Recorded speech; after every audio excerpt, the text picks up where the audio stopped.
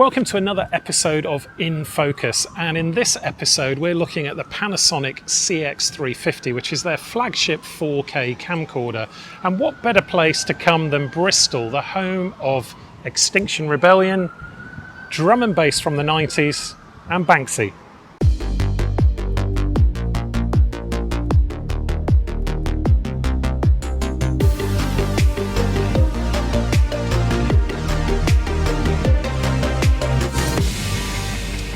So I thought I'd split this into three things that I love about this camera and three things that I don't so much. So let's start with the three things that I love about this camera. Number one, it's ergonomics. The whole thing is pretty light. I can go run and gun with this pretty much all day. And also the battery lasts a long time as well. This is the most basic of the batteries, but I'm probably going to get 2 to 3 hours off that. So the second thing that I love about this camera are the codecs on board, as well as all intra and long OC compression. There's also the H.265 codec for 4K Ultra HD.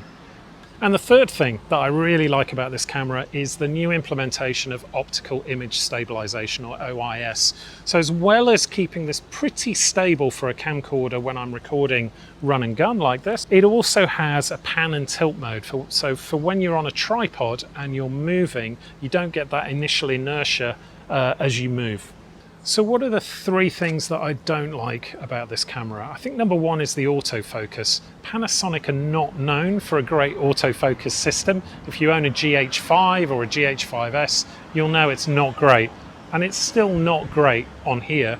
It has kind of an area mode, so everything, it's trying to do the whole scene, and it doesn't do tracking. The second thing that I don't really like about this camera is the menu system and the software from Panasonic. Menu system, I find things are in strange places, especially if you've come from the GH5, and the apps for this camera suck. The remote control can control functions and features on the camera, but it doesn't give you a preview of what the camera sees.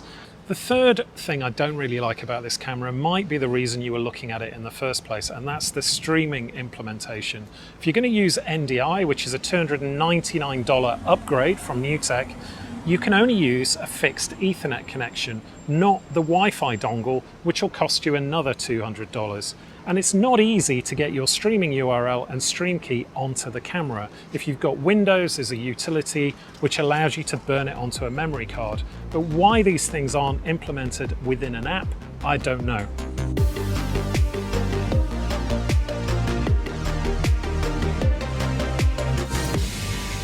For the money, this is a great camera. I'm really enjoying the upgrade in the image quality thanks to the new codecs, and also the color science which matches my GH5 and GH5S. But if Panasonic want to conquer the market, they need to sort out their autofocus, in particular tracking moving objects.